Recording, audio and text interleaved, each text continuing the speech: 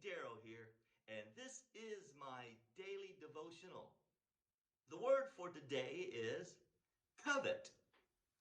Now, the word covet is not something that we typically use in our daily conversation today, but the word simply means to want something someone else has so badly that you become so hyper-focused on it, so single-minded about it, that all you can do is want what they have, and it overwhelmingly takes up all your time and all the space in your brain.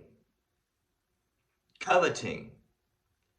It is our 10th of the commandments found in Exodus 20 at verse 17. It says, do not covet. Now, that's speaking in a general fashion because we're not to covet or desire anything that your neighbor has. Now, it goes on and says specifically, you shall not covet your neighbor's house, you shall not covet your neighbor's wife, or his male or female servant, his ox or donkey, or anything that belongs to your neighbor.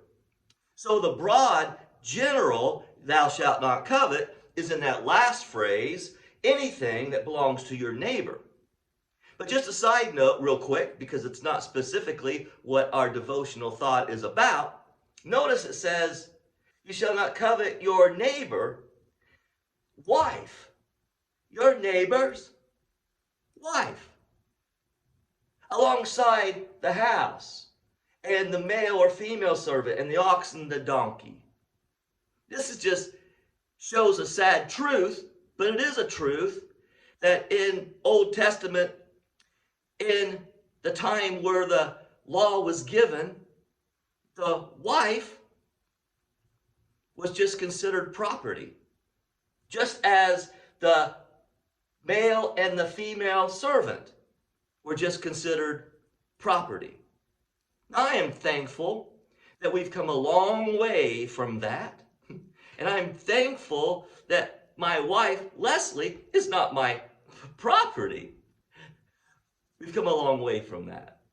But with that said, we're not to covet anything, because much of that which we would covet are things that the Lord wouldn't want us to have. In Proverbs 23:17, it says, do not let your heart envy, but always be zealous for the fear of the Lord. Envying is coveting. And then we're skipping our way through the book of Psalms, and today we are in Psalm 73, which says, I envied the arrogant. There he is. He is envying. He is coveting the arrogant. When he saw their prosperity, he's envying them. Now, this is a psalm of Asaph. Asaph was one of the major musicians hired by King David. And he writes in this psalm, beginning in verse 1, surely God is good to Israel, to those who are pure in heart.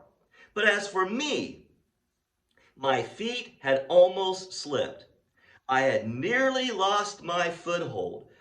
Why?